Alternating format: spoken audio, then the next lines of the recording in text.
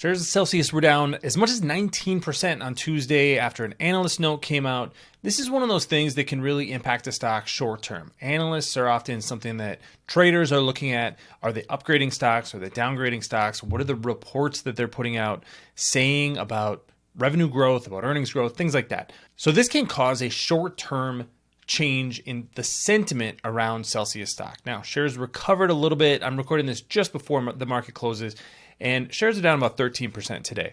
But I want to go through exactly what we learned today and put it into a little bit of context to Celsius' stock long term, because this is a very expensive stock, a very expensive company that can lead to a lot of volatility. And that volatility, like we see today, can be driven by almost anything. So I'm going to dig into all of that today. My name is Travis Hoium. Thanks for watching Asymmetric Investing. Please subscribe here on YouTube for all my content, and thanks to this video sponsor, The Motley Fool. If you go to fool.com/ASYM, they'll give you their top 10 stocks to buy right now. So first of all, let's look at the stock chart. This is the chart from Google Finance today. You can see that shares hit their low at about 1 p.m. Eastern time. $77.11 per share was their low. But look at this yearly range. That is still nearly double the 52-week low for the stock.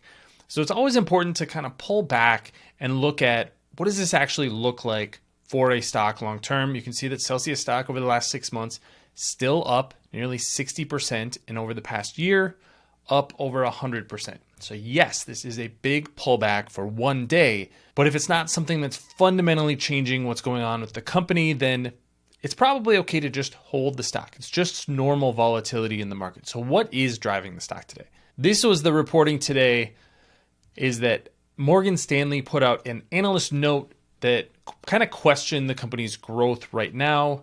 This is the important context right here. Celsius percentage sales on a promotion increased sequentially in the last 3 weeks. That means they're discounting their products a little bit more.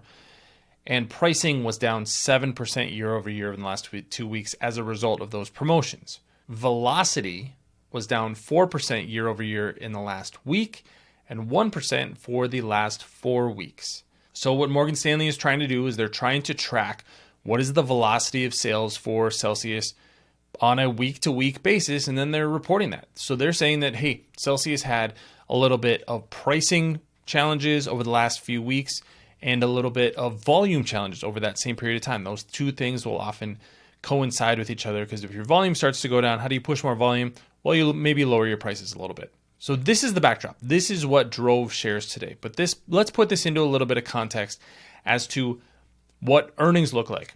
Zoom back from what does the last couple of weeks look like to what does the last few quarters look like. I'm going to start with this quarterly revenue chart. So this is Celsius's revenue on a quarterly basis. That's why it's a little bit volatile. You can see that the December quarter, typically a relatively weak quarter compared to the September quarter. That's in large part because the company isn't getting the same placement in a lot of its big box retailers that it does during those summer months when people maybe are looking for an energy drink. When you move into the holidays, now people are trying to sell other things besides drinks. They're trying to sell holiday goods, maybe higher price items. So that's why you see sales drop a little bit in the fourth quarter. That is something that we definitely saw in 2023, but last quarter returned to growth. $355.7 million in revenue in the first quarter of 2024, up from $259.9 million in revenue in the first quarter of 2023. Management also said that sell-through was up about 70% in that same quarter, even though sell-in to the channel, so basically what they're selling to retailers, was not quite the same level. It was I believe it was about 30% was what their sell into the channel was. So these are all dynamics that are going to go into Celsius's growth rate. That is exactly what Morgan Stanley is trying to back into when they're doing these kinds of reports, is what is the fundamental demand for Celsius's products? Is it increasing at the same rate that it once was? A lot of the tailwinds for Celsius over the last few years has been because they've been moving into more and more retailers. So this is no longer just a niche regional product. Celsius started in Florida, so it was a relatively small company. But now as it expands across the country, as it gets into Target and Walmart and Costco, you have a massive amount of demand just for filling the shelves, so building the inventory. And then you also have an increase in demand because now you're selling through more of those channels. So there is also the flow through, the sell through that channel that you're going to have to keep refilling. But there is going to be some ebbs and flows there. That's one of the things that we saw last quarter is actually Pepsi, their distributor, said, you know what, we're holding too much inventory of Celsius, so we're going to sell through some of that inventory, increase our cash flow, and not quite buy as much from Celsius or from the co-packers that are actually producing this product for Celsius. So this is the natural volatility that's going to happen with Celsius. What I don't think we see yet is a fundamental change in the demand for the company, and even a couple of weeks is not really something I'm concerned with. I don't know if you have seen this, but I've seen a lot more volatility in food pricing over the last few months. It isn't just numbers going up, packaging sizes going down, food inflation hitting all over the place. Now we're starting to see a little bit more price competition. So that's going to naturally be something that happens over the next few quarters.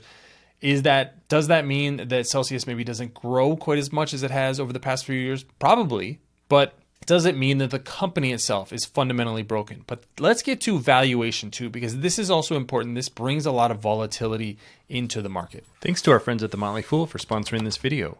Visit fool.com/ASYM for the top 10 stocks to buy right now. So maybe Celsius isn't fundamentally broken, but is growth going to be a little bit slower than it was previously? If the market is expecting 50% growth and Celsius only reports 30% growth, that could be a problem if your valuation is too high. So let's look at some of those numbers.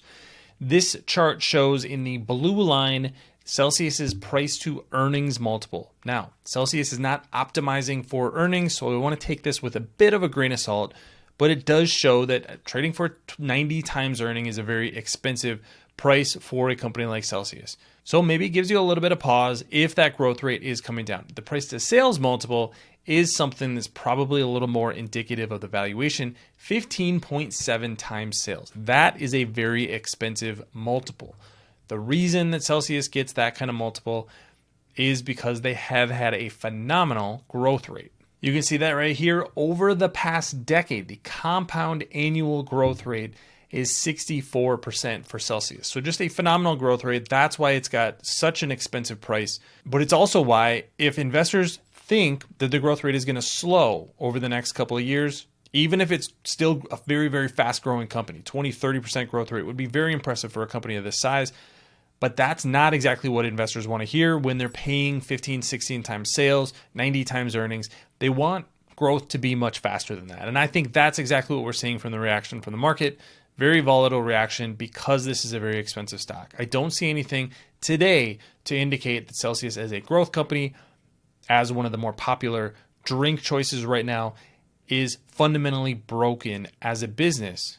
But definitely keep an eye on those second quarter results. I'll definitely be covering those here on Asymmetric Investing when they're reported. But we're going to need to hear that continued growth story and a lot of expansion opportunity. International is the one that I'm going to be watching pretty closely in the second half of this year because they've announced a lot of countries that they're entering.